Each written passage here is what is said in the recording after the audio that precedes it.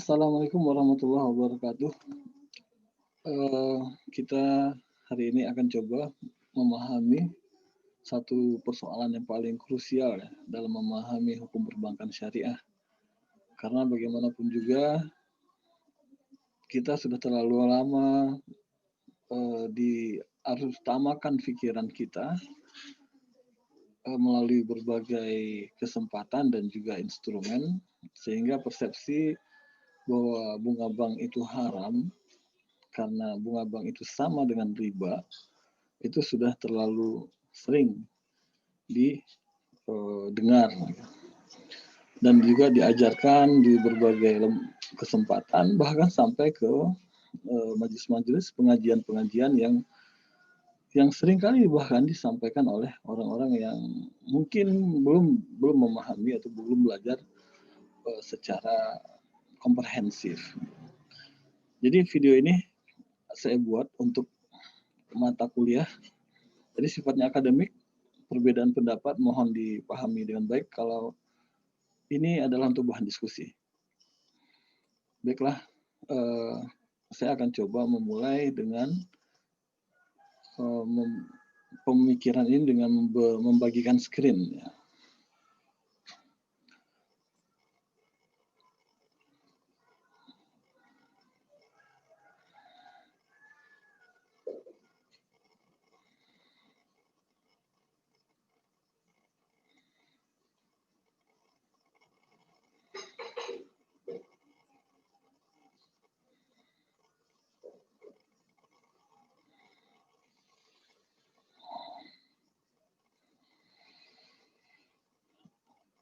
Ya, kita mulai dari sebuah ayat Al-Quran juga ini, dalam surah An-Nahl. Ya, karena mohon maaf, kalau seandainya nanti ayat Al-Quran ini tidak dianggap Al-Quran, ya cek aja sendiri. Dalam surah An-Nahl ayat 116. A'udzubillahi minasyaitonirrajim. ولا تقولوا لما تصف ألسنتكم الكذب هذا حلال وهذا حرام لتفتروا على الله الكذب إن الذين يفترون على الله الكذب لا يفلحون. Jangan kamu katakan terhadap apa yang disebut-sebut oleh lidahmu secara dusta. Ini halal dan ini haram. Untuk mengadakan kebohongan terhadap Allah. Sesungguhnya orang-orang yang mengadakan kebohongan terhadap Allah tidaklah beruntung. Jadi, untuk menyebut satu hal, satu barang, satu peristiwa, satu perbuatan itu halal haram, itu tidaklah merupakan sebuah proses yang mudah.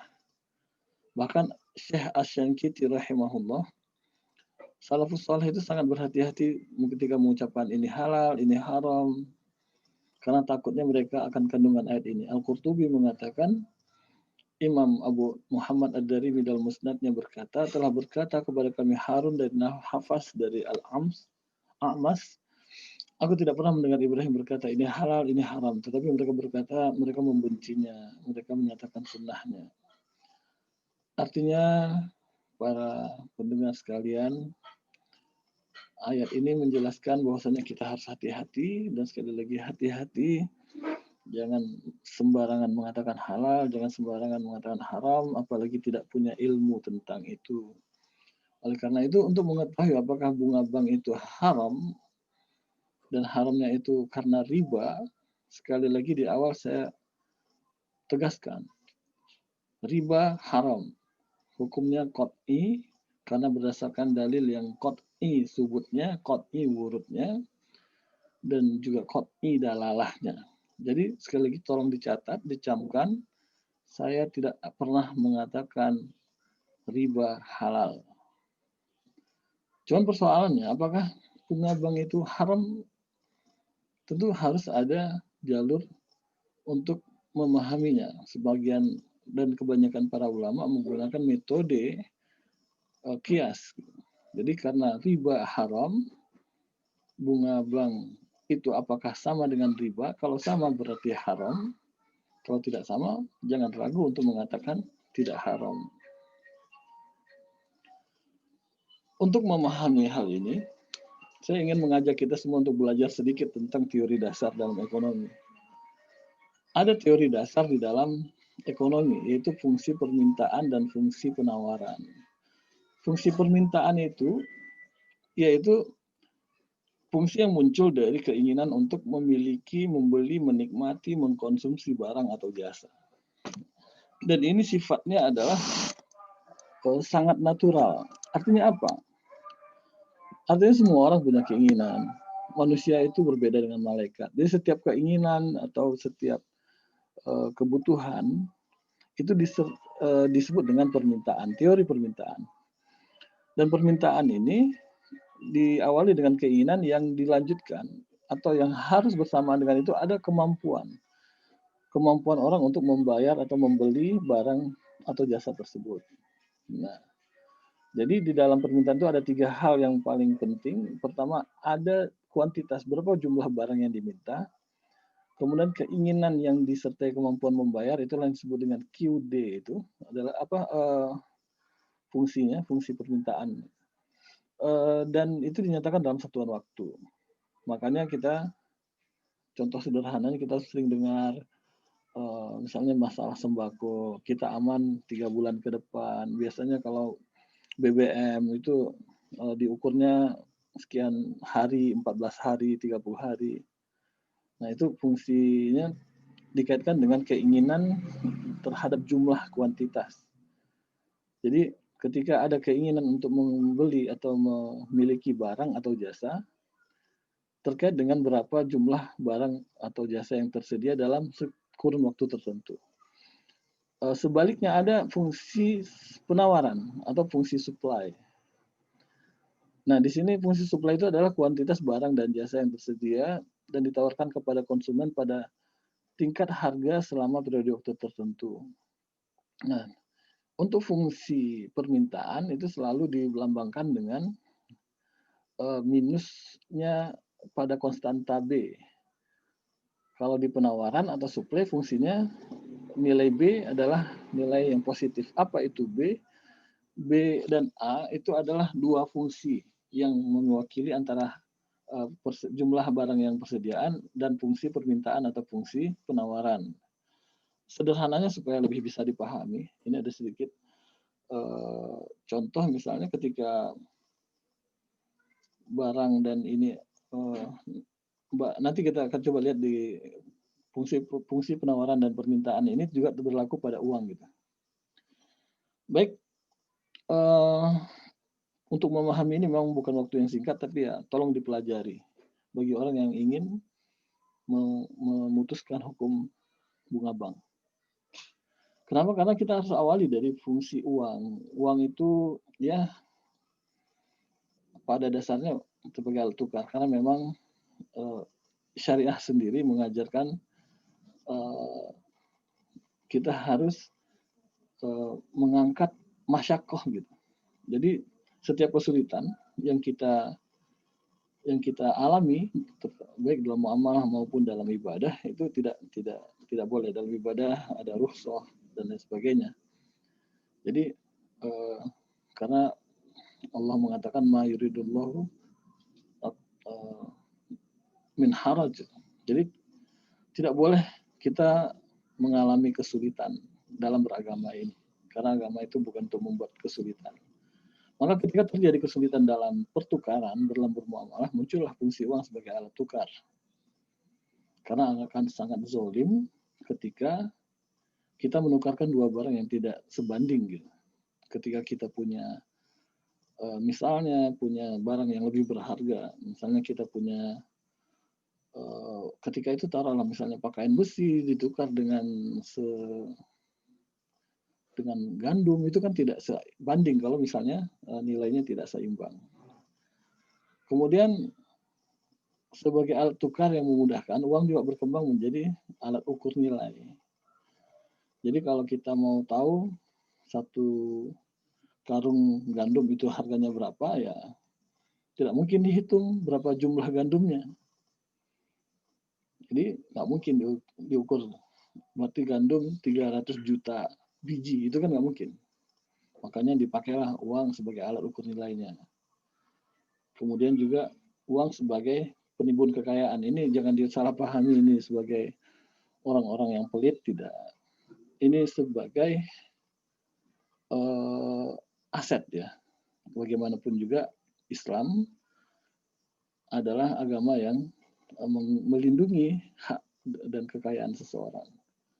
Dan untuk mengukur atau untuk menilai kekayaan itu orang biasanya menggunakan satuan nilai uang. Nah, bagaimana dengan uang emas dan perak? Karena kebutuhan itu muncul sebagai alat tukar, makanya uang logam itu muncul pertama kali pada 1000 sebelum Masehi di Tiongkok. Dan ketika itu juga sudah mulai dipakai emas dan perak. Jadi sekali lagi tolong dicamkan, uang emas dan perak itu tidak murni dari syariat. Tidak ada ayat Al-Quran maupun hadis yang memerintahkan kita untuk menggunakan emas dan perak sebagai alat tukar. Disebut dirham di dalam hadis, disebut dinar di dalam hadis, karena memang itulah yang ada pada saat itu. Gitu. Karena nggak mungkin Allah turunkan Rasulnya terus dia cerita tentang dolar Amerika, itu nggak mungkin. Tidak masuk akal. Tapi dia bercerita dinar dan perak, karena memang yang dipahami oleh mukhotobnya ketika itu ya emas dan perak. Dan ini disebut dengan full bodied money.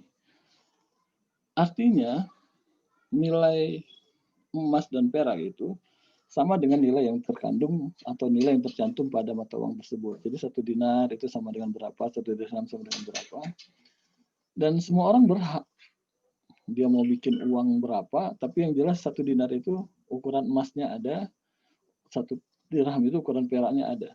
Jadi orang terserah, tidak ada halangan atau tidak ada larangan. Beda dengan uang kertas. Kalau uang kertas itu dibuat oleh negara, kemudian diakui dan dilindungi oleh negara. Kemudian kebutuhan uang kertas dan uang kertas juga muncul bukan karena keinginan hawa nafsu. Karena uang kertas muncul karena memang keterbatasan jumlah emas dan perak. Kalau kita tahu misalnya nilai uang yang beredar saja sekarang di Indonesia mungkin sekitar 4.000 triliun. Dari mana kita akan coba cari emas dan perak kemudian dilebur untuk dijadikan nilai uang untuk nilai tukar. Kemudian yang kedua juga akan sangat tidak adil, akan sangat zalim dan menyulitkan. Kalau misalnya 1 dinar misalnya taruh berapa? Kalau misalnya sekarang 2,5 juta misalnya.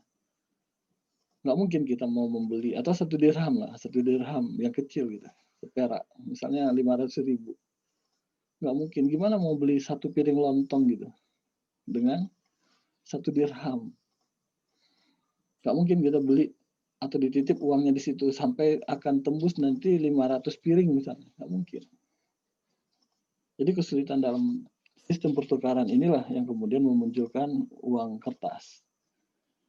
Karena nanti nilainya bisa sampai, ya kayak sekarang masih ada uang 100 rupiah, masih ada uang 500 rupiah, 200 rupiah. Bahkan beberapa negara yang alat tukarnya paling kecil, misalnya Arab Saudi sekalipun 1 rial, sekarang 3.000 lah taruh. Ketika dinilai dengan benda yang nilainya di bawah 3.000 kan mengalami kesulitan. Masa mancis 1 buah harganya 1 dinar, 2 buah 1 dinar juga. Nah, itu kan zolim jadi. Nah, kebutuhan uang sebagai alat tukar berkembang menjadi alat untuk tadi, untuk saving gitu. Makanya daripada alih-alih kita mengeluarkan uang atau dana dari negara untuk mencetak uang, maka muncullah uang digital. Uang gira. Uang gira itu uang yang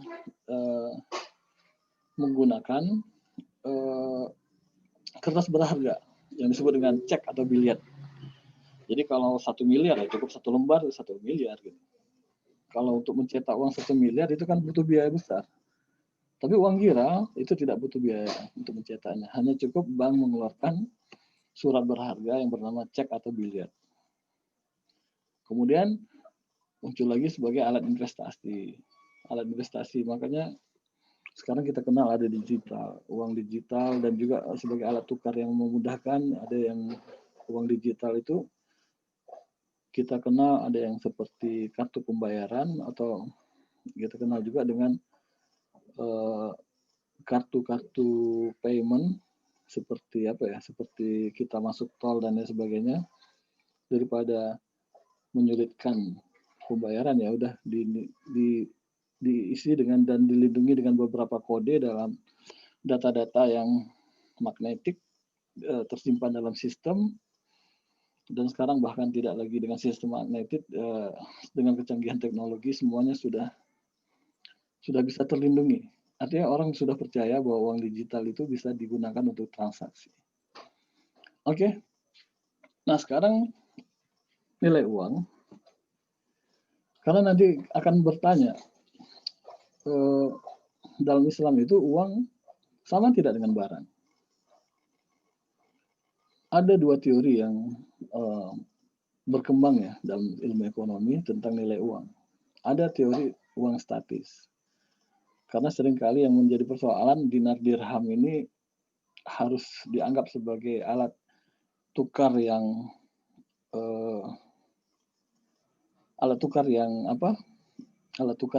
syariah gitu. Karena dianggap nanti nilai uang tidak sama dengan uang kertas. Uang kertas kan bisa dibuat-buat. Ya bagi Anda yang biasa main monopoli ya silahkan berpikir seperti itu. Tapi tidak sesederhana itu. Ada dua teori besar tentang teori nilai uang. Ada teori uang statis. Apa artinya? Teori yang tidak mempersoalkan perubahan nilai yang diakibatkan oleh perkembangan ekonomi. Jadi ada teori, yang pertama ada teori intrinsik atau metalisme. Dalam teori ini uang itu sama dengan barang gitu. Jadi kalau logam itu kan barang. Kemudian dibuat jadi uang dan dinilai, misalnya ada yang logam $1, 100 sen. Kalau di ada yang pakai milem misalnya. Ada yang 500 milem di beberapa negara di Afrika misalnya. Itu kan sama saja. Artinya uang tadinya asalnya dari barang, logam gitu. Kemudian ada teori konvensi. Uang dibentuk atas dasar pemufakatan masyarakat untuk mempermudah pertukaran. Artinya uang itu sendiri tidak dibentuk atas kehendak satu orang. Uang itu dibentuk atas pemufakatan satu masyarakat. Bahkan di Eropa bisa disepakati satu mata uang. Dan mereka bermufakat euro itu berlaku di seluruh negara Eropa. Jadi ada konvensi untuk itu gitu. Jadi nggak bisa seenak kita bikin mata uang kayak gitu. Ada nominalisme. Mata uang selalu setara dengan nilainya saat ini. Jadi artinya apa? Setiap nilai nominal yang tercatat di lembaran uang itu berapa nilainya? Nilainya hanya bisa diukur untuk nilai saat ini atau present value. Nanti kita akan bicara soal present value. Artinya mata uang itu punya nilai seharga dengan barang yang saat ini gitu. Jadi barang cara mengukurnya itu. Yang keempat ada teori negara kapitalis ya, asal mula uang adalah negara, karena memang tidak mungkin negara ini diurus kalau misalnya tidak punya mata uang. Nah, itu teori uang statis. Yang kedua ada teori uang dinamis. Teori uang dinamis ini ada 4 juga. Yang pertama, ini artinya apa? Teori uang dinamis ini berlawanan dengan uang statis. Kalau uang statis itu tidak mempersoalkan adanya perubahan nilai, teori uang dinamis ini perspektifnya adalah perubahan nilai yang diakibatkan oleh perubahan ekonomi. Nah, jadi ada 4 teori. Teori kuantitas itu artinya nilai uang itu ditentukan atau kuat atau lemahnya nilai uang bergantung pada jumlah uang yang beredar. Makanya pemerintah harus punya statistik. Berapa sih kebutuhan? Karena bagaimanapun juga supply and demand-nya akan ada. Misalnya ketika orang sulit menemukan, ini dulu ya sebelum ada digital money, ini pasti berpengaruh sekali. Ketika uang yang beredar itu terlalu banyak, maka nilai tukarnya terhadap barang akan melemah. Karena orang akan sangat mudah ya. Makanya ada beberapa negara yang untuk beli tempe saja itu bisa uang 1 tas gitu, bisa 1 miliar harga tempe. Karena nilai tukarnya sangat rendah gitu terhadap barang. Tapi ketika misalnya jumlah uang yang beredar itu sedikit, maka orang akan kesulitan gitu. Sehingga apa? Demand-nya akan tidak terpenuhi oleh suplai uang gitu. Makanya negara terus cetak uang. Sekarang mungkin sudah 5.000 triliun, saya kurang tahu, nanti bisa dicek saja. Tapi kebutuhan itu akan ditentukan oleh kuantitas. Kemudian yang kedua, ada teori peredaran uang itu tergantung kecepatan. Ada teori volatility namanya. Teori volatility, kecepatan peredaran uang, barang, jasa itu mempengaruhi nilai uang. Jadi makanya dulu, kenapa dulu harga beras gitu, misalnya, atau harga minyak, kan kalau cerita orang-orang tua dulu, enak lah dulu. Dari waktu dia kecil sampai dia besar, beras ya cuma naik 1.000 gitu. Sekarang beras bisa naik sampai 5.000. Ya karena memang peredaran uang dulu dengan sekarang berbeda. Sekarang perputarannya sangat cepat gitu. Makanya nilai uang tergantung kepada kecepatan peredaran uang. Kemudian ada yang ketiga, teori persediaan kas. Jadi berapa jumlah uang yang dicetak tapi tidak diperdagangkan. Jadi ini persediaan. Biasanya ini kan di bank itu. Di bank itu ada nanti operasi ketika misalnya sudah mulai ada semacam asumsi bahwasanya jumlah uang yang beredar ini kurang, ya tinggal diedarkan, kalau tidak ya disimpan. Kemudian yang keempat, ada ongkos produksi. Jadi uang itu benar-benar dipandang sebagai barang. Jadi ada teori juga yang mengatakan uang barang ya sama. Kenapa? Karena ada produktivitas di dalam uang gitu. Sama dengan barang. Barang itu juga punya nilai produktivitas. Nah, ini teori nilai uang. Jadi jangan mengatakan bahwasanya uang dengan barang itu tidak sama. Teori-teori banyak. Tinggal kita memahaminya dari perspektif apa. Dalam perspektif teori ongkos produksi ya barang sama dengan uang gitu. Jadi jangan dipaksakan. Itu sebagai sebuah keyakinan, karena yang pasti itu cuma Quran, dan Quran pun harus dipahami juga dengan akal yang sehat, dan juga bisa berinteraksi dengan dalil-dalil umum yang ada di dalam Al-Quran. Nah, sekarang kita coba lihat suku bunga. Apa itu suku bunga? Ini kita ambil pengertian sederhana. Suku bunga itu harga yang dibayar untuk dana atau modal. Jadi dana itu kumpulan uang. Kumpulan uang yang kita sebut dengan fund itu punya nilai. Nah, harga untuk dana itulah yang disebut dengan suku bunga. Jadi kalau misalnya Mancis ini punya nilai Rp3.000, maka uang pun punya nilai gitu. Jadi kalau ini nilainya disebut dengan Rp3.000 dan Rp3.000 itu adalah uang, maka uang dinilai dengan suku bunga. Jadi misalnya berapa nilai 10.000, ya bergantung kepada berapa harga dari uang 10.000, tergantung pada suku bunganya. Itu yang disebut dengan suku bunga. Jadi ada semacam apa ya? Ada semacam perbedaan dari nilai barang dan nilai uang. Nilai uang itu dihargai dengan tingkat suku bunganya, nilai barang dihargai dengan uang. Gitu. Nah sekarang ada teori loanable funds. Fokus teori ini ada pada penawaran, nah yang tadi di awal saya sampaikan, sengaja sedikit diulas karena ada teori tentang pergerakan suku bunga. Ada supply and demand gitu. Jadi nilai uang sama dengan barang, ada supply and demand-nya. Nah, karena harga suku bunga itu tergantung kepada supply dan demand. Ada loanable funds. Apa loanable funds? Itu dana yang sudah terhimpun yang bisa dipakai gitu. Makanya di sini fungsinya ya fungsi bank. Kenapa bank? Karena bank adalah induk dari lembaga keuangan.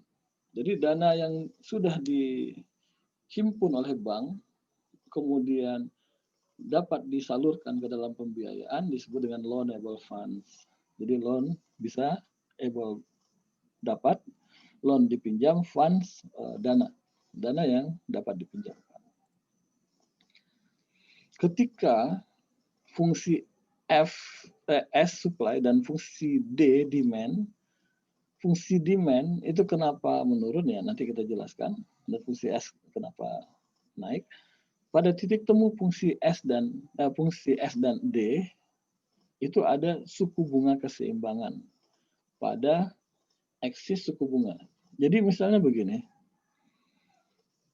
ketika dana tersedia dan keinginan, kebutuhan untuk menggunakan dana itu ada, dan itu titik temu antara keinginan dan jumlah dana yang dipinjamkan, itulah yang disebut dengan suku bunga keseimbangan. Jadi ada titik E di sini. Nah, jadi pada suku bunga, pada kurva penawaran untuk loanable funds itu memiliki kemirikan slope tadi, ya. Sementara positif. Sementara untuk loanable funds itu memiliki kemiringan negatif. Ini penjelasan dari perpotongan antara fungsi demand dan fungsi supply menentukan tingkat suku bunga pada kondisi keseimbangan E, yaitu equilibrium. Ya, keseimbangan terhadap jumlah dana yang dipinjamkan. Nah, untuk fungsi S ada beberapa faktor yang mempengaruhi. Yang pertama rumah tangga. Rumah tangga ini ya semakin simpanan masyarakat, ya. Ini sangat mempengaruhi. Kemudian juga sektor bisnis. Jadi kelebihan kas yang dapat diinvestasikan dalam jangka pendek akan meningkatkan fungsi S. Jadi supply itu orang kalau punya usaha dia tidak semuanya dibelanjakan untuk bisnis. Ada investasi jangka pendek yang dia simpan dalam bentuk lembaga keuangan, ya. Ini biasanya akan meningkatkan fungsi S. Demikian juga kebutuhan rumah tangga. Ya sederhana saja lah, kalau kita misalnya gaji bulanan 5 juta, begitu tanggal 1 kan tidak langsung diambil 5 juta, diambil ya paling 500.000, nanti udah habis tarik lagi. Nah, sedimentasi dana inilah yang kemudian menjadi faktor yang mempengaruhi supply. Artinya semakin banyak jumlah dana yang ada di lembaga keuangan. Kemudian yang ketiga juga pemerintah. Pemerintah itu melalui Bank Indonesia juga mempengaruhi supply. Karena bisa cetak uang, kemudian bisa melemparkan uang, dan bisa menetapkan BI rate, ya, bisa meletakkan atau mematok tingkat suku bunga bank.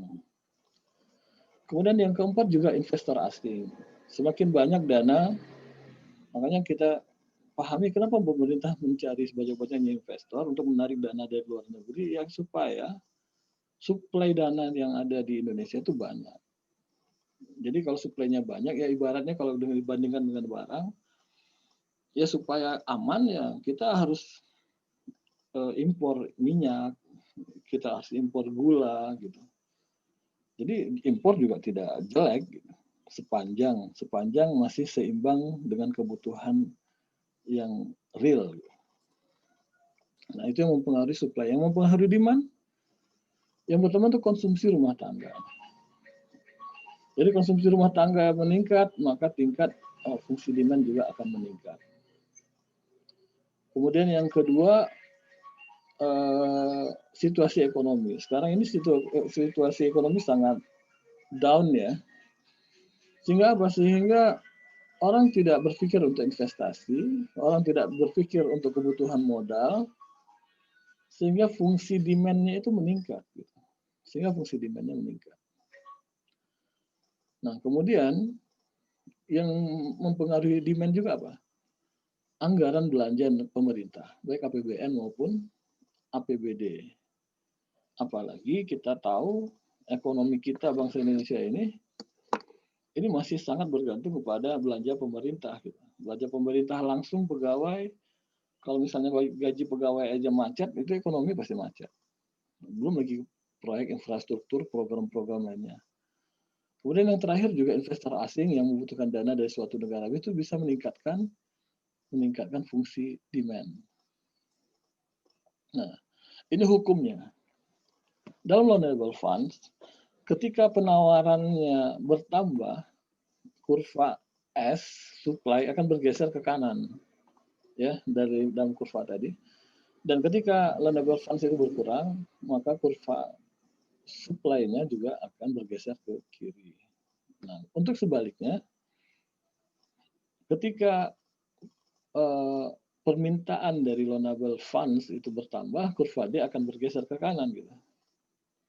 Dan jika permintaannya berkurang, maka dia akan bergeser ke kiri, ya ke kanan ya, ini ke kiri. Oke, ini ada yang salah. Oke, nah ini dia dari sisi supply and demand. Jadi kita sudah paham bahwasanya uang itu juga sama dengan barang. Dia juga terpengaruh oleh fungsi supply and fungsi demand. Kemudian yang kedua yang kita pahami juga bahwasanya memang berdasarkan perkembangannya, uang itu ya sama kebutuhannya, sama dengan barang. Kita lanjut ke klasifikasi suku bunga. Ada suku bunga itu yang bebas resiko. Yaitu suku bunga yang harus naik terus dia gitu. Harus naik terus berdasarkan premi inflasi. Jadi inflasi itu merupakan sebuah alat instrumen untuk meningkatkan pertumbuhan ekonomi. Ketika kita inflasi sangat rendah, maka sulit untuk meningkatkan pertumbuhan ekonomi. Karena kita butuh pertumbuhan. Economic growth itu masih dibutuhkan. Walaupun sekarang sudah bergeser paradigmanya, bukan lagi economic growth, tapi ke economic sustainability. Jadi yang penting biarlah ekonominya cuma naik 0,5, 1%, tapi yang penting sustainable. Nah masalahnya sekarang ini, ya pemerintah kita dibebani. Siapa yang membebani? Rakyat. Kenapa rakyat? Karena rakyat melalui Dewan bikin undang-undang APBN dipatok harus 5% gitu. Pertumbuhan ekonomi kita harus 5%. Kalau kurang, pemerintah, presiden itu melanggar undang-undang. Nah, itu dia yang jadi persoalan. Di satu sisi kita tidak mau inflasi, di satu sisi kita minta economic growth yang tinggi. Negara-negara maju itu sudah berubah. Negara-negara maju mereka tidak lagi, termasuk Cina, Jepang. Gitu. Mereka tidak perlu lagi ekonomi di atas 5%. Yang penting sustainable. Jangan terlalu jauh fluktuasinya. Nah, jadi suku bunga bebas resiko itu dia tidak hanya dibebani oleh premi inflasi. Nah, kemudian ada suku bunga nominal yang terkait dengan sekuritas utang gitu. Jadi ada suku bunga yang bebas risiko ditambah premi inflasi, ditambah risiko kegagalan, ditambah likuiditas dan ditambah risiko jatuh tempo. Sehingga ini lebih lengkap lagi instrumennya. Bunga yang bebas risiko itu tidak hanya bebas dari inflasi, tapi juga tidak ada kegagalan atau economic turnover ya, ekonomi yang down, hancur gitu. Kemudian soal likuiditas, kebutuhan dana segar atau dana cair, dan juga risiko jatuh tempo. Sehingga fungsi KRF itu sudah menjadi K tambah IP tambah DRP tambah LP tambah MRP.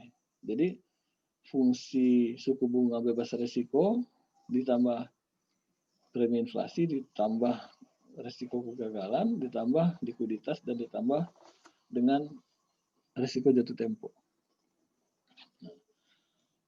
Suku bunga itu bisa berubah. Jadi perubahan suku bunga itu bebas risiko itu konstan. Kenapa konstan? Karena dia hanya akan mengikuti inflasi, pertumbuhan ekonomi dan lain sebagainya. Namun demikian suku bunga pasar tetap ada. Jadi walaupun tadi dipatok inflasi sekian segala macam, tetap suku bunga pasar itu tetap berubah. Kemudian yang terakhir ada intervensi bank sentral. Nah, jadi suku bunga bebas risiko ini fungsinya bank sentral sangat kuat. Jadi bisa dia naikkan jumlah uang atau dia turunkan jumlah uang. Untuk mengontrol apa? Untuk mengontrol mata uang internasional yang menyebabkan fluktuasi suku bunga. Sebab begini, investasi itu karena awalnya emas, kemudian ada gantinya mata uang. Nah, mata uang ini mata uang internasional yang strong currencies. Strong currencies-nya apa sekarang? Dolar Amerika. Ketika pertumbuhan nilai emas tidak diikuti oleh pertumbuhan suku bunga atau pertumbuhan harga mata uang internasional, maka orang cenderung ke emas. Tapi ketika misalnya emas tidak naik-naik, tapi ada fluktuasi di mata uang internasional tadi, misalnya dolar Amerika, orang cenderungnya ke dolar gitu. Jadi investasi begitu. Mana yang paling menguntungkan? Apakah ini tidak syariah? Ya syariah, karena kita nggak boleh cari yang rugi. Gitu. Dunia akhirat itu harus untung. Karena agama kita mengajarkan cari keuntungan gitu. Jadi tidak ada yang salah dengan opsi dalam berinvestasi. Mau mata uang silahkan, mau emas ya silahkan. Nah ini ada sedikit hubungan antara ini ya, antara sekuritas, karena tadi uang akan sangat juga bergantung kepada struktur jangka waktu. Jadi ada instrumen-instrumen sekuritas yang akan mempengaruhi. Nah, oke. Itu tadi bagaimana uang dengan instrumen yang lain. Sekarang kita lihat lagi macam dari atau jenis dari nilai waktu uang. Ada dua teori. Yang pertama future value, yang kedua present value. Future value itu adalah nilai uang di masa akan datang. Sementara present value adalah nilai uang saat ini. Artinya apa? Uang itu punya nilai yang berbeda antara sekarang dan masa akan datang gitu. Bedanya di mana? Future value, uang yang diinvestasikan hari ini akan bertambah karena ada nilai dari bunga. Jadi biasanya untuk menghitung tabungan, investasi ini ya sekuritas seperti saham dan obligasi. Tabungan ini ya termasuk investasi ini termasuk ya deposito. Tabungannya termasuk giro gitu. Nah, dalam fungsi future value pada tahun mendatang itu diukur dengan future value dari periode ke N. Misalnya 5 tahun lagi ya PV dan FV dari 5 tahun yang akan datang sama dengan nilai uang hari ini ditambah dikali dengan 1K tambah RR itu berapa suku bunga yang dipatok. Pangkat periode investasi N tadi. Ini contohnya. Kalau kita menabung 10%, bunga 12%, 10 juta, bunga 12% selama 3 tahun, maka PV N3, 3 tahun, pada 3 tahun yang mendatang, maka uang kita hari ini 10 juta, itu nilainya di 3 tahun akan datang sama dengan 14.049.000. Jadi, ketika Anda punya uang hari ini 10 juta, kalau misalnya R-nya 12%, 3 tahun mendatang, nilai uang Anda itu future value-nya adalah 14.049.000. Jadi kalau Anda meminjam uang orang hari ini 10 juta, sementara Anda akan kembalikan 3 tahun mendatang dengan 10 juta juga, artinya Anda merampok orang yang Anda pinjam sejumlah 4.049.000. Saya nggak tahu merampok itu halal atau haram. Jadi jangan berpikir dalam otak kita, yang kita pinjam 10 juta, enggak. Karena ini future value. Ada nilai di masa akan datang yang harus kita dapatkan. Saya pikir begitu juga dengan misalnya ya ketika kita berinvestasi di akhirat.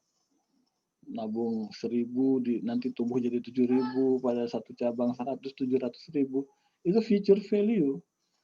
Future value-nya kapan? Setelah kita berinfak sampai ke akhirat. Itu nilainya berapa? Wallahu yudha'ifu liman yasha. Allah yang akan memberikan memberikan tambahannya, yudha'ifnya, melipat gandakannya. Dan Allah tuh punya cara gitu. Coba kalau kita kita mengabaikan prinsip ini, itu zalim. Artinya kalau kita berinfak hari ini 1.000, ntar di akhirat Allah balas 1.000. Kita akan menuntut sama Allah, ya Allah, itu kan di dunia, kenapa sekarang dibayar juga 1.000 gitu. Kenapa di dunia kita dengan orang lain begitu, Allah saja tidak gitu. Itu teori future value. Nah ini ada dua teori yang kedua, present value, kebalikan dari future value. Jadi present value itu adalah untuk menentukan nilai present value melalui proses diskonto. Jadi maksudnya begini, nilai sekarang itu merupakan suatu nilai yang akan diterima atau dibayar di masa akan datang. Nah ini contohnya begini aja. Kalau dikaitkan dengan FV dan fungsi PV, jadi FV itu sama dengan PVN, FVN nih, salah lagi. Per 1 tambah R, sederhana gini lah. Contoh, ketika uang belum kita terima nih, saya mau kasih Anda uang 10 miliar, tapi 5 tahun lagi gitu. Dalam otak kita, jangan berpikir uang yang kita terima itu 10 miliar. Kenapa? Karena ada diskonto. Diskonto sebesar 10% dan 5 tahun lagi. Berapa nilainya? PV sebenarnya 10 juta, future value-nya, per 1 tambah 0,1. Karena tadi 10% diskonto, tingkat suku bunganya, 1 tambah 0,1 pangkat 5. Berarti 10 miliar di 5 tahun akan datang, itu saat ini harganya hanya 6,209 miliar. Jadi janji Anda atau kesempatan Anda akan memperoleh uang 10 miliar 5 tahun lagi pada tingkat rate 10%, itu jangan pandang sebagai uang 10 miliar.